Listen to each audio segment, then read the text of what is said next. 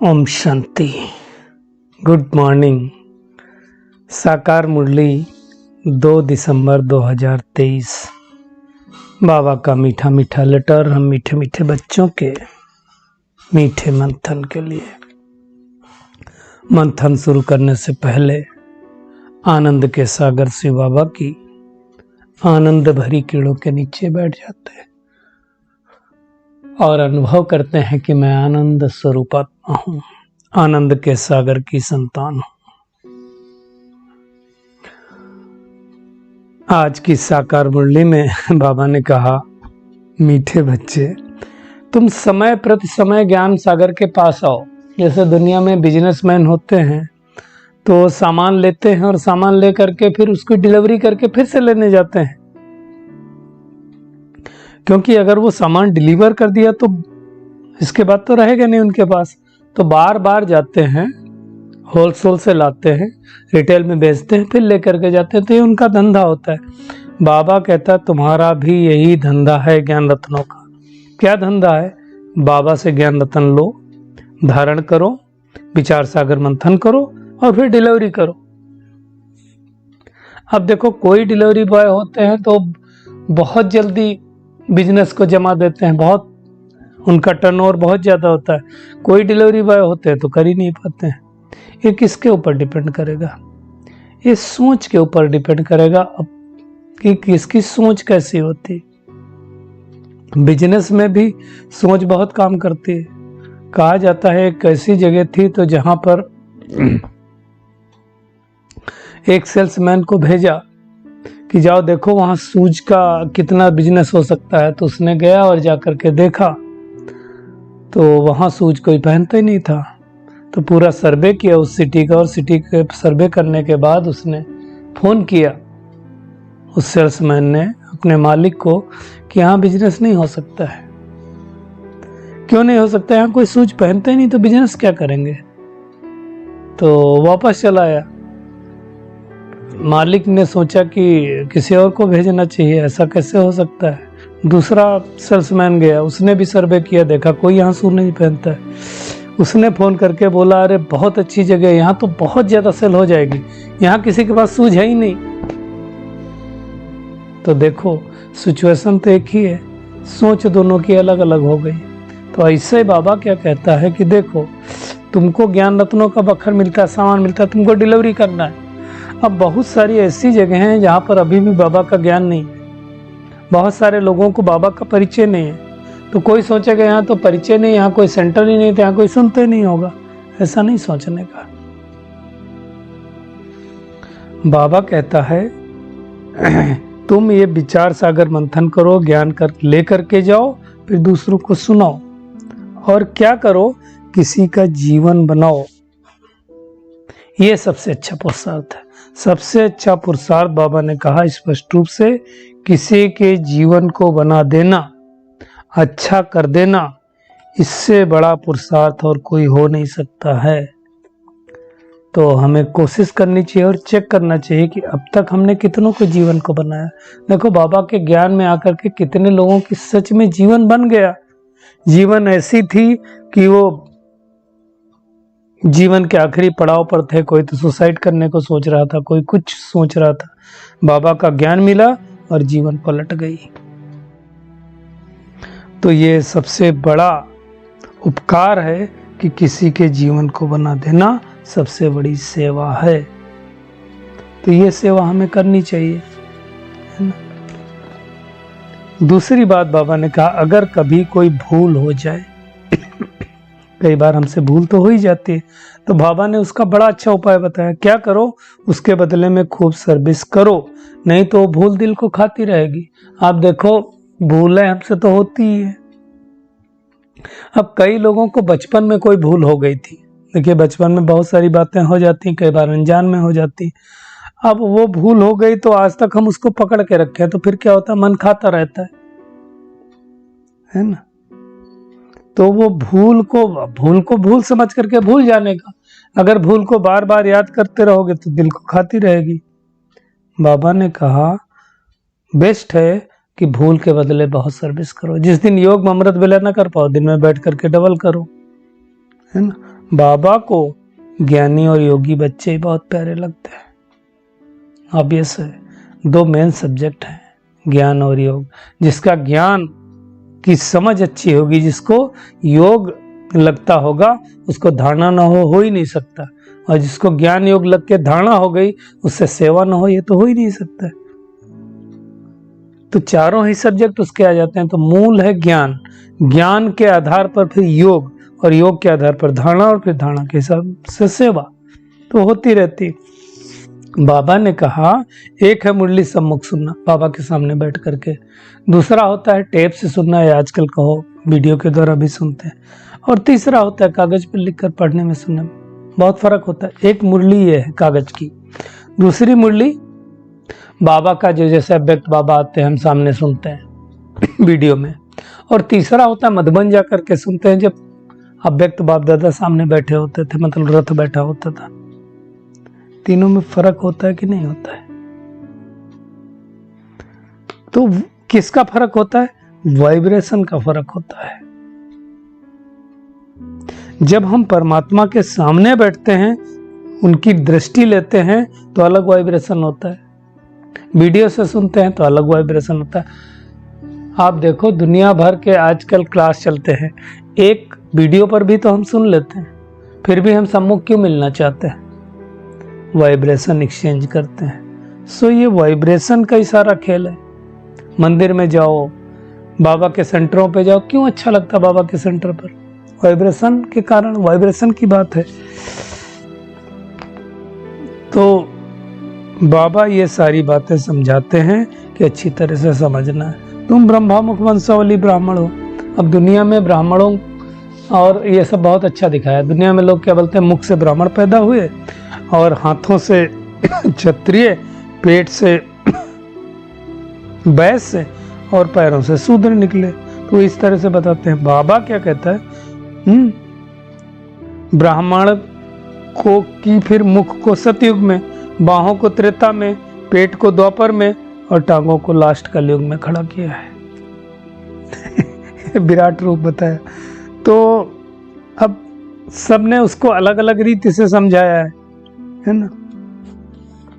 बाबा कहता है तुम्हें विचार सागर मंथन करना चाहिए, जैसे ब्रह्मा बाबा करता था तो उसकी नींद भी पिट जाती थी, है ना। और सबको बाप का परिचय देना है। कैसे बाबा से सेकंड में वर्षा मिलता? सेकंड में वर्षा मतलब क्या हुआ? निश्चय हुआ तो वर्षा मिल गया। इसलिए गाया हुआ है सेकंड में जीवन मुक्ति। गॉड फादरली बर्थ राइट हमारा है, निश्चय हो गया तो वर्षा मिल जाएगा। बाबा कहते लेकिन निश्चय होना चाहिए, ना हुआ नेवर, अभी नहीं तो कभी नहीं। तो ये सब बातें अच्छी तरह से समझानी है। बाबा को ख्याल चलता है, ब्रह्मा बाबा को, कि खाना खिलाता है तो मैं सोचता मैं इस रथ को खिला रहा हूं, फिर भूल जाता हूं। तो बाबा सोचता है अगर मैं भूल जाता हूं तो जो गृहस्थ व्यवहार में रहते हैं उनको कितनी तकलीफ होती होगी। प्रवृत्त मत वालों के लिए मुश्किल है, मेहनत करनी पड़ती है उनको, क्योंकि अब बहुत सारे झमेले रहते हैं, ये करना वो करना, घर बार परिवार। फिर भी प्रवृत्ति में रह करके अगर आप कर पाते हैं तो बहुत सौभाग्य। बाबा कहता है रात को मेहनत करो तो तुम्हारा थक भी उतर जाएगा। अगर योग युक्त होकर विचार सागर मंथन करेंगे तो थक उतरेगा ना। बुद्धि इधर उधर जाए फालतू बातों की तरफ चली जाएगी तो माथा गर्म हो जाएगा। तो हमें ऐसी मेहनत करनी चाहिए तो हमें ज्ञान योग का मक्खन मिल जाएगा। परंतु माया ऐसी होती है ना जो याद में रहने नहीं देती। अगर हम बाबा को ढंग से याद करें ना तो बुद्धि की लाइन क्लियर रहेगी। बाबा ने कहा याद करने से अच्छा मक्खन कोई है ही नहीं। परंतु स्थूल बहुत ज्यादा होता है ना तो याद ठहरती नहीं है। सारा मदार याद पर है। बाबा कहते हैं लेकिन बहुत सारे लोग हैं जो जिनको ज्ञान अच्छे नहीं लगता है। वास्तव में तो ज्ञान में उछल आनी चाहिए, लेकिन कोई कोई की बुद्धि में बैठता ही नहीं। बुद्धि में बैठे तब तो उछलाए। बाबा ने एक चक्राता गांव को याद किया कि वहां खेती करने वालों को टीचर पढ़ाते हैं तो पढ़ते नहीं, खेती बाड़ी अच्छी लगती है। तो ऐसे आज के मनुष्यों को क्या हो गया, वो भक्ति अच्छी लगती है, वेद शास्त्र पढ़ने अच्छा लगता है, ज्ञान अच्छा ही नहीं लगता है। लेकिन भगवान वाच क्या है, साफ साफ भगवान कहता है जब तब दान पुण्य शास्त्र पढ़ने से कोई मेरे को न पाया है न पा सकता है। ये भगवान वाच है। तो बाबा कहता है बाप का तो फर्ज है बच्चों को सुधारना, परंतु लौकिक पहले तो लोग सुधारने के लिए पिटाई भी करते थे, आजकल तो ऐसा रूल नहीं है। बाबा कहता है जैसा कर्म मैं करूंगा मुझे देख और करेंगे। तो ब्रह्मा बाबा कुछ भी करते थे, उपले भी बनाते थे ब्रह्मा बाबा, तो इतने निरहंकारी थे, हैं धर्म स्थापक। आदि सनातन देवी देवता देखा जाए तो ब्रह्मा बाबा द्वारा ही स्थापित हो, तो भी इस तरह सब कर्म करते थे, क्योंकि वो सोचते थे जो कर्म मैं करूंगा वो सब करेंगे देख करके। तो बाबा कहते हैं मुझे योगी और ज्ञानी बच्चे सबसे ज्यादा प्यारे हैं। तो देखो हमारा ज्ञान और योग कितना है। ज्ञान और योग अगर अच्छा होगा तो दिखाई देगा हमारे चेहरे से, चलन से, भाव से। बाबा ने कहा अगर योग में रहकर कोई भोजन बनाए खिलाए तो बहुत उन्नति हो सकती है।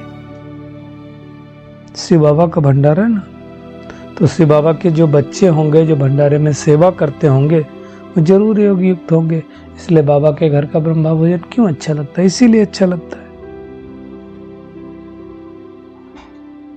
तो कोई बोझ नहीं होना चाहिए। बोझ में होकर के को कोई कर्म करेंगे तो हमको भारी लगेगा। बाबा कहता है कन्याओं पर तो कोई बोझ होता नहीं है ना। वैसे ये सब मन की बात है। मन में अगर बांध लो, कहते ना ठान लो तो जीत है, मान लो तो हार है। तो बाबा ने हमारी इतनी समय पालना की है तो उन्हों की पालना का रिटर्न तो देना पड़ेगा। बाबा ने कहा सपूत बच्चे जो हैं वो मुसाफरी से लौटने पर सब कुछ बाप के आगे रखते हैं। तो हमारे भी क्या करना है, हम सेवा पर जाते हैं तो आकर के बाबा को सब बातें बतानी है, बाबा के आगे सच्चाई सफाई रखनी है। तो आज का होमवर्क क्या है, एक तो हमें क्या करना है, ज्ञान का जो क्या बखर बोलते हैं, बखर न बोलो, और ज्ञान रतन जो मिले हैं उनको विचार सागर मंथन करके सबको समझाना है। योग युक्त रह करके भोजन बनाना है, खिलाना है और खाना है। क्योंकि जब तक हम सेवा नहीं करेंगे, और बाबा ने आज विशेष तौर पर कहा है कि अगर कोई भूल हो जाए तो ज्यादा सेवा करो, खूब सर्विस करो। आज का बाबा का वरदान है स्व परिवर्तन और विश्व परिवर्तन की जिम्मेदारी के ताजधारी सो विश्व राज के ताजधारी भव। बाबा कहता है दो बातें कही बाबा ने, स्व परिवर्तन और विश्व परिवर्तन की जिम्मेवारी के ताजधारी जो होंगे वही विश्वराज के ताजधारी होंगे। तो पहले जिम्मेदारी लेनी है स्व के परिवर्तन की। मैं आत्मा कहाँ तक परिवर्तित हुई हूँ चेक करना, पुराने संस्कार पुराना स्वभाव तो नहीं है। फिर विश्व परिवर्तन की जिम्मेदारी का ताज, ये डबल ताजधारी जो होंगे उनको विश्व का ताज मिलेगा। बाबा ने कहा जैसे बाप के ऊपर प्राप्ति के ऊपर हर एक अपना अधिकार समझते हैं कि भगवान के ऊपर मेरा अधिकार है, प्राप्ति के ऊपर अधिकार है, तो स्व परिवर्तन और विश्व परिवर्तन दोनों की जिम्मेदारी के ताजधारी बनेंगे तब तो विश्वराज के ताज अधिकारी बनेंगे। तो बाबा ने कहा नॉलेज के दर्पण में देखो कि ब्राह्मण जीवन में पवित्रता का फर्स्ट है, दूसरा पढ़ाई और सेवा का डबल ताज है। कितना प्योरिटी का ताज है, कितना पढ़ाई और सेवा का ताज है। यदि यहाँ अधूरा ताज है तो वहां भी अधूरा ताज मिलेगा, अर्थात छोटे ताज के अधिकारी बनेंगे। तो हमें चेक करना है। स्लोगन है सदा बाप दादा की छत्र छाया के अंदर रहो तो विघ्न विनाशक बन जाएंगे। बाबा के साथ कंबाइंड है तो खुद के भी विघ्न दूर, दूसरों के भी विघ्न दूर होंगे। चलिए परमात्मा किरणों के नीचे बैठ जाते हैं। और अनुभव करते हैं मैं आत्मा स्व परिवर्तन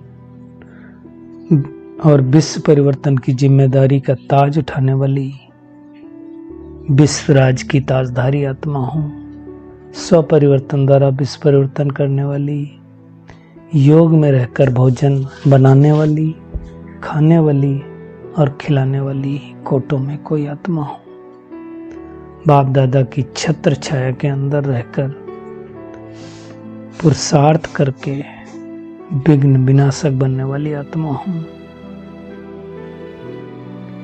नालिश के दर्पण में खुद की चेकिंग करके चेंज करने वाली, ज्ञान के बखरों को अपने अंदर भर करके विचार सागर मंथन कर अनेक आत्माओं का जीवन बनाने वाली श्रेष्ठ पुरुषार्थी आत्मा हूँ। सबसे बड़ी सेवा दूसरों के जीवन को श्रेष्ठ बनाना। शुक्रिया मीठे प्यारे बाप दादा, शुक्रिया आप सभी का इस मीठे मंथन के लिए। ओम शांति।